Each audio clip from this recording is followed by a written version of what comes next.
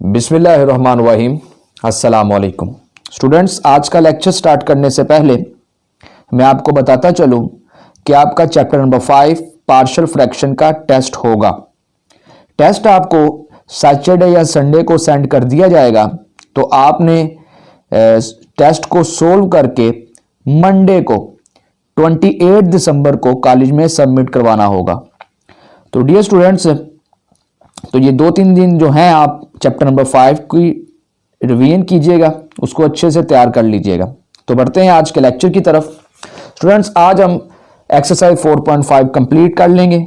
आज करेंगे उसका question number 12, 14, question number 15 and 16। तो डियर स्टूडेंट्स, क्वेश्चन नंबर 12 में use synthetic division to show that x is the solution of the polynomial. Students, हमने synthetic division का use करना है। सिंथेटिक डिवीजन आपने मैट्रिक में भी की हुई है। ये एक आपके पास डिवीजन का ही प्रोसेस है, लेकिन एक शॉर्टकट मेथड होता है। किस तरह का ये मेथड होता है ये देखेंगे। तो स्टूडेंट्स, इसमें करना क्या है, हमने show that x is the solution of the polynomial. Number 1 तो हमने बताना है कि जो x है, x इज इक्वल टू 2 इस पोलिनोमियल का सॉल्यूशन है। कैसे पता चलता है वो मैं आपको बताता हूं।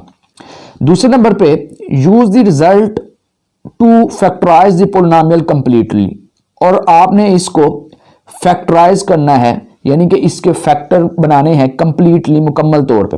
ये स्टूडेंट्स, हमने सिंथेटिक डिवीजन का यूज करना है। तो आप सबसे पहले ऊपर लिख लें solution bye synthetic division. Synthetic division के लिए ये आपने एक स्केच सा ड्रा कर लेना है, इस तरह का। स्टूडेंट्स, आपके पास x की पावर 3 है, सबसे बड़ी पावर x की पावर 3 है, उसके साथ जो कोफिशिएंट है वो है 1, तो आपने यहां पे 1 लिख लेना है। x की पावर 3 के बाद x की पावर 2 आती है जो कि इसमें नहीं है, तो आपने उसकी जगह 0 लिखना है। इस बात का ख्याल रखिएगा। x की पावर 3 के बाद x की पावर 2 आती है जो कि इसमें नहीं है, तो उसकी जगह 0 आपने लिखना है। और x की पावर 2 के बाद x है, वो है, उसका कोफिशिएंट क्या है, -7, तो आपने -7 लिख लिया।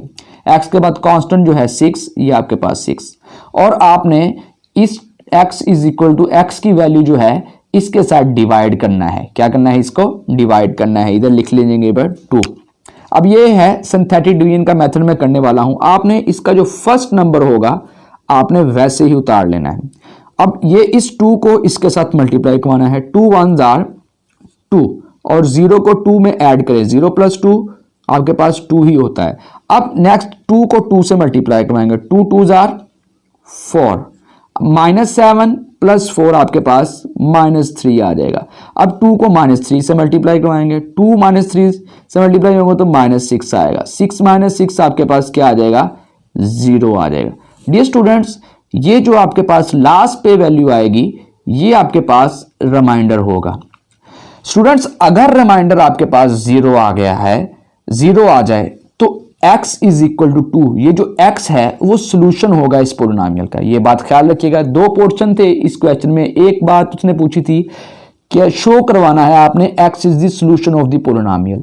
ये कैसे पता चलता है कि x इस पोलिनोमियल का सोल्यूशन है? अगर रिमाइंडर 0 आ जाए तो x जो है आपका सोल्यूशन होगा इस पोलिनोमियल का। तो आप यहां पे लिख सकते हैं remainder is equal to 2, so x is equal to 2 is a solution of given polynomial। एक बात, दूसरे नंबर पे हमने इसके फैक्टर बनाने हैं। तो डियर स्टूडेंट्स, आपके पास ये वाला हिस्सा जो होता है वो रिमाइंडर है, और रिमाइंडर के साथ ये जो चीज है ये आपके पास कोशेंट होगा। ये आपके पास कोशेंट, तो आपने लिख देना है QUOTIENT, quotient is equal to. अब यहां पे आपके पास x की पावर 3 है। जब एक दफा ये काम हो जाता है सिंथेटिक डिवीजन का, तो आपके पास नीचे पावर 1 कम हो जाती है। तो अब ये x की पावर 3 थी, अब नीचे आपके पास x² आ जाएगा।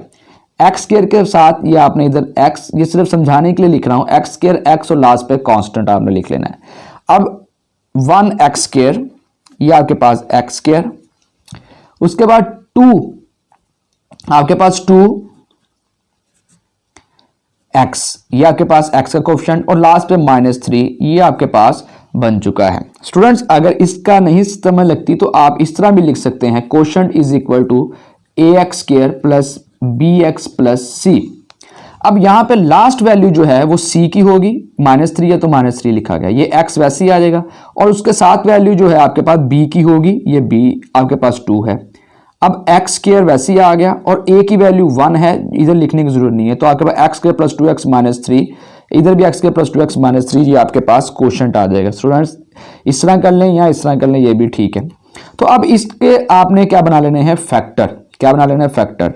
क्वाड्रेट आपको फैक्टर बनाने आते हैं। x² आपके पास 1 को -3 से मल्टीप्लाई करें -3, तो आपके पास आ जाएगा प्लस 3x माइनस x, 3 को -3x माइनस x 2x ही होता है, ये आपने 4.1 में सीखे हुए हैं। तो आपके पास x कॉमन आ जाएगा, तो x प्लस 3, यहाँ से -1 आएगा तो x प्लस 3, तो आपके पास x plus 3 and x minus 1। तो स्टूडेंट्स आपके पास x इज इक्वल टू 2 है यहाँ से, तो इधर x आके एक आ जाएगा x माइनस 2। तो आपके पास फैक्टर क्या बन गए, एक x माइनस 2 आ गया, एक x प्लस 3 आ गया, एक x माइनस 1 आ गया। तो आप लास्ट पे लिख सकते हैं, hence required factors are x minus 2, x plus 3 and x minus 1। जो स्टूडेंट्स ये था आपका क्वेश्चन नंबर 12। अब सेम इसी मेथड के साथ आपने क्वेश्चन नंबर 14 करना है, तो ये आप ऊपर लिख लें, बाय सिंथेटिक डिवीजन। तो आपने ये स्केच सा ड्रा करना है। आपके पास x की पावर 4 है, तो ये आपके पास इधर 2 आ जाएगा। x की पावर 4 के बाद x3 है, उसका कोफिशिएंट क्या है 7, x3 के बाद x² है -4 है, x² के बाद x वाला भी है -27, और लास्ट पे कांस्टेंट ये आपके पास -18। अब x इज इक्वल टू 2 है और x इज इक्वल टू -3, इनमें से दोनों में से जो मर्जी पहले ले लें। चलें x इज इक्वल टू 2 है तो ये 2 लिख लिया यहाँ पे, ये आपके पास 2 वैसे ही उतर जाएगा, 2 2 आर 4, 7 प्लस 4 आपके पास कितना आ जाएगा 11, 2 को 11 से मल्टीप्लाई कराएंगे 22, 22 माइनस 4 आपके पास कितना आ जाएगा 18, 2 को मल्टीप्लाई करवाएं 18 के साथ तो आपके पास आ जाएगा 36, 36 माइनस 27, ये आप मैं कैलकुलेटर से चेक कर लेता हूँ, 36 माइनस 27 आपके पास 9 आ जाएगा। कितना आ जाएगा 9, 2 को 9 से मल्टीप्लाई करवाएंगे तो 18 आ जाएगा, 18 माइनस 18 प्लस 18 तो आपके पास 0 आ जाएगा। अब 2 के साथ कर लिया है हमने, तो अब आपने क्या करना है -3 के साथ, तो इधर से ही हम नीचे लाइन लगा के -3 के साथ, ये नीचे आप वैसे उतार लें। 2 को -3 से मल्टीप्लाई कराएंगे तो 3 को -2 से 3 को 2 के साथ मल्टीप्लाई, क्योंकि माइनस का है तो -6 आ जाएगा। 11 माइनस 6 5, तो आपने 3 को 5 से मल्टीप्लाई करवाना है तो -15, 18 माइनस 15 आपके पास कितना आ जाएगा 3 आ जाएगा। -3 को +3 से मल्टीप्लाई कराएंगे तो -9, स्टूडेंट्स आपके पास 0 आ गया। अब ये भी एक रिमाइंडर है, इसको आप R1 कह लें और आपके पास R2 कह लें। तो अब दो ये भी जब हमने 2 के साथ किया तो भी रिमाइंडर 0 आया, जब -3 के साथ किया तो भी रिमाइंडर 0 आया। तो इसका मतलब ये हुआ कि x इज इक्वल टू 2 और x माइनस 3 आपका क्या है सोल्यूशन है गिवन पोलिनोमियल का। ठीक है ना, दो बातें पूछी थी, ये इसी का ही हिस्सा है। क्वेश्चन नंबर 12 जो है इसी चीज ये इसी का ही है, जो चीज इधर फाइंड करनी थी वही क्वेश्चन नंबर 14 में करनी है हमने। तो यहाँ पे लिख सकते हैं आपके पास R1 and R2 is equal to 0. So x is equal to 2 and x is equal to -3 is a solution, या रूट भी कह सकते हैं, is a solution of polynomial। दूसरे नंबर पे अब ये आपके पास क्वोशंट आ जाएगा यहाँ पे, तो ये आपके पास q of x या क्वेश्चन मुकम्मल लिख लें। अब आपके पास ये एक्स स्क्वायर का है कोफिशिएंट 2x स्क्वायर, ये x का है कोफिशिएंट प्लस 5x और ये कांस्टेंट है प्लस 3। अब यहाँ पे आपने फैक्टर बनाने हैं, 2 को 3 से मल्टीप्लाई करवाएंगे तो 6 आ जाएगा, तो दरमियान में 5 भी बनना चाहिए। तो स्टूडेंट्स आपने 2 को 3 के साथ मल्टीप्लाई करवाना है तो आपके पास 6 आए और प्लस 5x भी बने चाहिए, तो यही आ जाएंगे 2 और 3 ही हैं। 2x square plus 2x plus 3x, 2 को 2x प्लस 3x 5x और 2 3 6 भी बनता है। ये फैक्टर आपको बनाने आते हैं। 2x कॉमन आ जाएगा इधर से तो x प्लस 1 आ जाएगा यहाँ पे, x प्लस, हाँ जी 2x जब कॉमन जाएगा 2 कॉमन चलेगा x के में से, x कॉमन गया तो x बच जाएगा। तो नेक्स्ट आपने 3 है, 3 कॉमन लिया है तो अंदर आ जाएगा x प्लस 1, तो इधर से x प्लस 1 और x प्लस 1 कॉमन आ गया, x प्लस 1 और 2x प्लस 3। तो स्टूडेंट्स अब यहाँ से आपके पास एक फैक्टर बन जाएगा, प्लस 2 है इधर आके -2 इक्वल टू 0, इधर आके आपके पास x -3 है इधर आके प्लस 3 इक्वल टू 0। तो स्टूडेंट्स एक फैक्टर आपके पास ये है, तो आप लास्ट पे लिख सकते हैं x minus hence x -2 x plus 3 और बाकी दो जो हैं x प्लस 1 और 2x plus 3 are the required factors. तो डियर स्टूडेंट्स ये जो उसने दो बातें पूछी थी दोनों बता दी। एक तो उसने कहा था कि बताएं कि ये सोल्यूशन है या नहीं है, वो भी बता दिया, और फैक्टर का पूछा था ये भी हमने बता दिया है। तो डियर स्टूडेंट्स अब बढ़ते हैं नेक्स्ट क्वेश्चन, क्वेश्चन नंबर 15 की तरफ। जी इस क्वेश्चन में use synthetic division to find the value of p and q। हमने सिंथेटिक डिवीजन का यूज करते हुए p और q की वैल्यू फाइंड करनी है। वो कहता है if x plus 1 and x minus 2 are the factor of the polynomial, और x प्लस 1 और x माइनस 2 इस पोलिनोमियल के क्या है, फैक्टर हैं। उसी तरह सिंथेटिक डिवीजन से करना है तो यहाँ पे आप लिखें बाय सिंथेटिक डिवीजन, तो आपने ये स्केच सा ड्रा कर लेना है।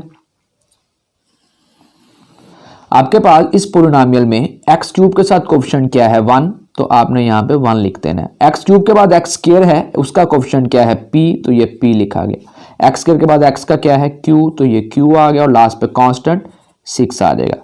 अब यहाँ पे x प्लस 1 फैक्टर है तो आपने क्या करना है, x प्लस 1 को 0 के इक्वल रख के यहाँ से x की वैल्यू क्या निकाल ली -1, तो आपने -1 के साथ इधर डिवाइड करना है। तो अब ये आपके पास 1 नीचे वैसे उतर जाएगा, -1 को 1 से मल्टीप्लाई करवाएंगे -1 p -1 आपके पास ये वैसे आ जाएगा।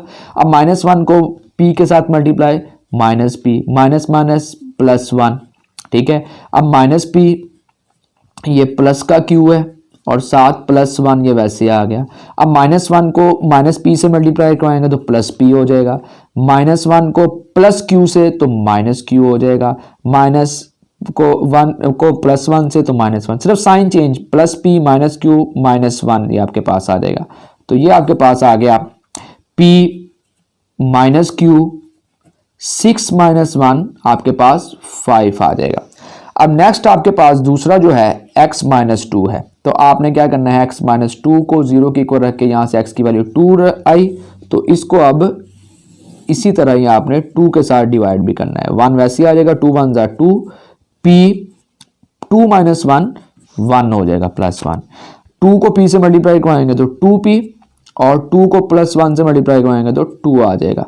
2p -p आपके पास p आ जाएगा, उसके बाद +q और 2 + 1 आपके पास कितना आ जाएगा, ये आपके पास 3 आ जाएगा।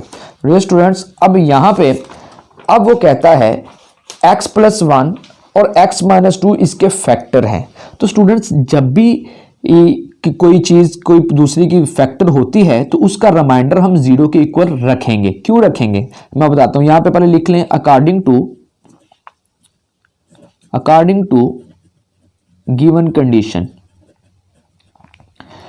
p माइनस क्यू प्लस 5 ये भी एक रिमाइंडर है और एक ये रिमाइंडर है। इसको p minus q plus 5 equal to 0, ये 0 क्यों रखा, p plus q plus 3 equal to 0, इसको 0 के इक्वल टू है, क्योंकि उसने कहा है कि ये आपके पास x माइनस प्लस 1 और x माइनस 2 इसके फैक्टर हैं। अब जिस तरह फॉर एग्जाम्पल मैं कहता हूँ 2 10 का फैक्टर है, अब 2 10 का फैक्टर है तो इसका रिमाइंडर क्या आएगा 0। अब देखें 10 को अगर मैं डिवाइड करूँ 2 5 10 तो रिमाइंडर आपके पास 0 आया, तो इसका मतलब 2 10 का क्या हुआ फैक्टर है। अब ये भी उसने कहा फैक्टर है तो रिमाइंडर हम 0 इसलिए रखे, तो इसको अब ऐड कर लें, माइनस क्यू प्लस क्यू से कट जाएगा, p plus P 2p, 5 plus 5 आपके पास 5 प्लस 3 8 हो जाएगा, और आपके पास ये आ जाएगा 2p प्लस 8 उधर जाके माइनस 8, 2 मल्टीप्लाई हो रहा है इधर जाके डिवाइड हो जाएगा, तो आपके पास 2 4 8, तो p इज इक्वल टू -4 आ जाएगा।